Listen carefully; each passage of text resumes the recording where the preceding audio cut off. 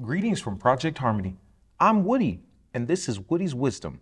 Not to brag or anything, but you probably already know me as that devastatingly handsome but very congenial English golden retriever at Project Harmony. Roof! Can't help it. I just like people, and all my friends at Project Harmony are the best. Remember, this includes all of you listening.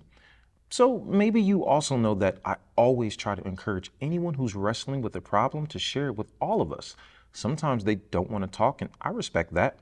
But somebody even wiser than me, yeah, hard to believe there's someone wiser than me, I know, once said, you can get everything in life you want if you would just help enough other people get what they want. And that's what Woody's Wisdom is all about. Spending time with neighbors and friends who want to share their experiences and challenges and get some help. Oof. Here comes my friend Nina. Now, normally she's pretty shy and doesn't like to have attention focused on her, but I think she's got a lot on her mind today. The world can be a tricky place, and we're here to help her and you feel more comfortable about asking questions and talking about things that might be troubling. If we can just make Nina comfortable about sharing, I bet we can all learn something valuable together. Nina, hello, how are you today? What? Oh, Woody, please excuse me. I did not mean to ignore you. My apologies. No need to apologize, Nina. It's just that you look like something serious is occupying your attention. Well, it is really nothing, Woody. What is that expression that I heard? I think my friend's grandmother used it. It does not add up to a mountain of beans. I think it's a hill of beans. A hill is a raised area of land, not as high or craggy as a mountain. My English is not so good yet. No, it's really very good, Nina. Where is your family from again? From the Ukrainian city of Donetsk. It's located in the northwestern part of the country. There are many industries there, steel and chemical production, coal mining, but also there are beautiful mountains, woods, rivers, and large bodies of water. Sounds like you really miss it. I miss my family members who still live there. So you look sad because you miss your homeland and your relatives. I did not know I looked so different from usual. Well, let me put it this way. It looks to me like you are troubled. Maybe yes. Would you like to talk about it? It is nothing, Woody. I understand if you'd rather not talk about it, but I always have time for anybody who might need help or suggestions for how to deal with something puzzling.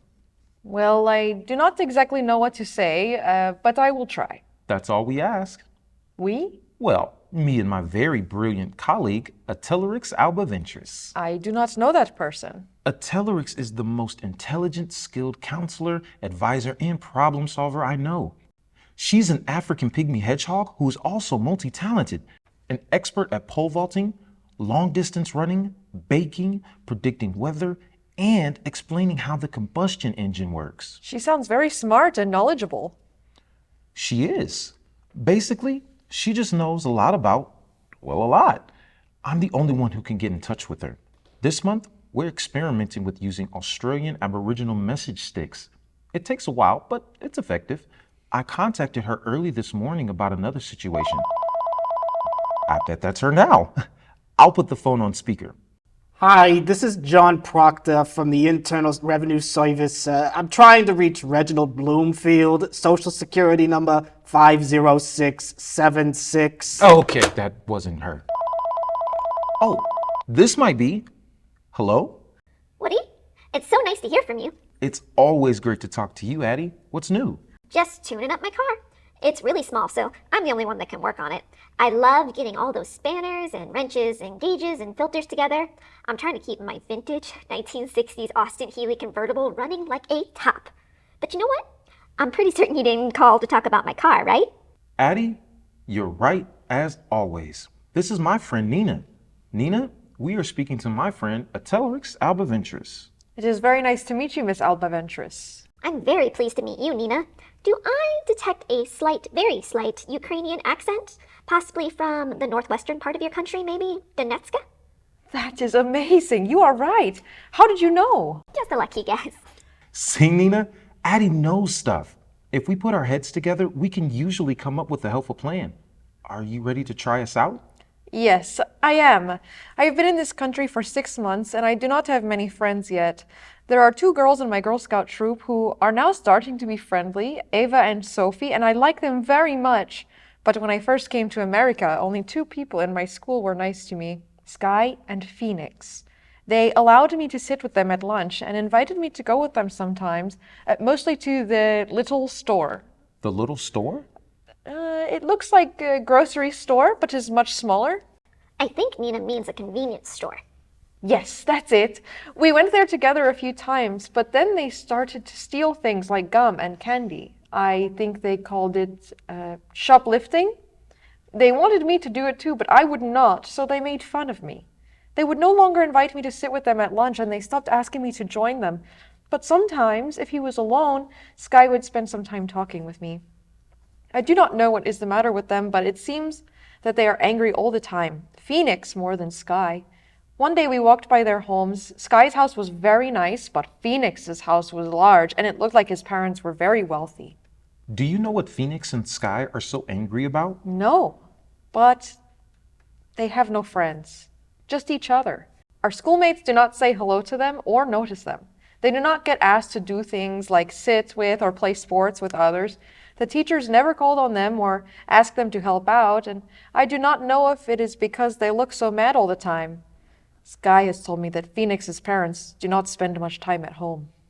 Do Sky's parents spend time with him? I am not with him all the time, so I do not know exactly. When Phoenix complains about his parents, Sky complains about his parents. But Phoenix starts it, and he has many ideas about what Sky should do to get even with them. How does Sky react to those ideas? Sometimes he tries to change the subject, or he argues, or he agrees with Phoenix, or he just listens and nods his head, or he gets mad and says he does not want to talk about it. Nina, do your parents spend time with you? Yes, my parents and my grandmother.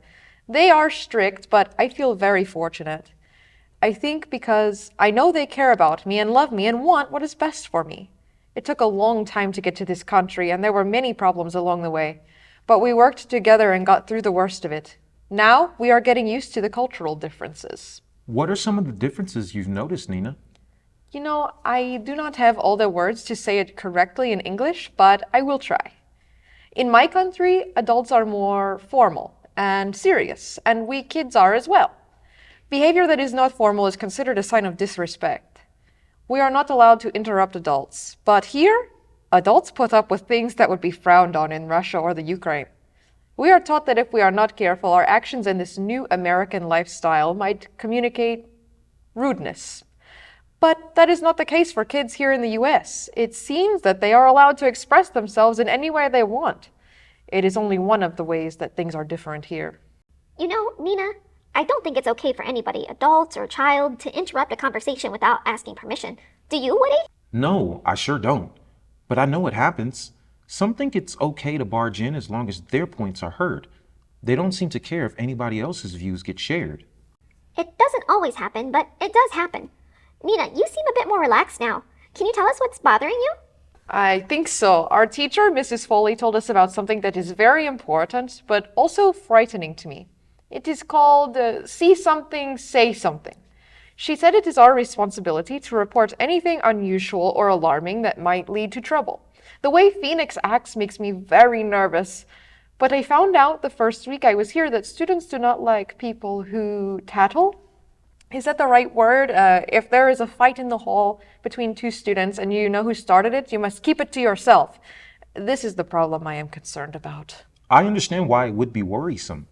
Can you remember any of the things that Phoenix might have suggested as a way to get back at people, students, teachers, or parents? Well, for an example, there are 2 popular students in our class, Jake Kennedy and Samira Smith. Both are very smart, great at athletics, have nice clothes and many friends. They are the 2 students that Phoenix complains about the most. It seems he is always talking about getting even with them because he says they do not deserve what they have. He never says exactly what he will do to them. They always just ignore him, but his words worry me. Does Phoenix tell you what is bothering him about his parents? Not really, but I think he is angry because they are gone all the time. His parents are doctors and have emergencies day and night that they must attend to at the hospital. One day, Phoenix thought it would be very funny to let the air out of their tires. But then he changed his mind and wanted to stab their tires with a knife, to destroy them. He was expecting us to help him, but I refused, and so did Sky. How did he react to you both turning him down? It made him very angry, so he did not talk to either of us for a week or more. For me, it was a good thing. Phoenix is frightening. And when he was not around us, Sky was not so angry. He was much nicer. He came to my house and met my grandmother. She made Ukrainian cookies for us called verhoney. Sky liked them, and he liked my grandmother. He and I got along very well for days. Then Phoenix got over his anger and wanted to take over everything again. Sky seemed like he was glad, but I don't think he was. Did you go back to hanging out with Phoenix? It did not seem like a good thing to do. Everything and everybody was making him mad. Sometimes I would see Sky by himself and we would talk for a few minutes. He told me that Phoenix was angry with Mrs. Foley because she gave him a B- on a math test. Sky said he freaked out, that he said Mrs. Foley hated him and wanted to make him look like an idiot when she was the idiot, and that she needed to suffer. Did he mention specifically what he would do? I asked Sky that, but he did not know. Just a few days ago, Phoenix showed Sky his father's collection of guns. I was not invited to the house, and for that I was glad. Sky and I did not know that Phoenix could get guns so easily. There were many rifles and many types of smaller guns. They were all locked up, but even though it was well hidden, Phoenix found the key. Phoenix pointed to a huge handgun and said, "This one has Mrs. Foley's name on it." Then he added, "Just kidding," and he laughed for a long time. Addie, it sounds like Phoenix makes a lot of threats, but so far hasn't acted on any of them. Do you think that's true, Nina? He always talks a lot and in a loud and angry voice, but I have never seen him hurt anyone or destroy property. Oh, wait. Sky has. He told me there used to be 2 big wooden planters with beautiful flowers on the front porch of Phoenix's house. One day he got angry at his parents and pushed them off the porch. They fell onto the driveway, smashed, and left a huge mess. They have a gardener, and he had to clean it up. It makes me worried to be around Phoenix. It feels like he is getting closer and closer to the point where he might carry out his threats. There are actually 4 kinds of threats, and they should all be taken seriously. An indirect threat is one that is vague and unclear.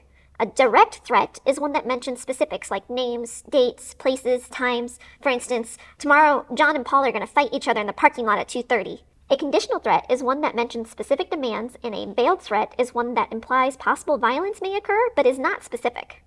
His rage is terrible, but I have not seen anything with my own eyes. It would be, what do you call it? Hearsay?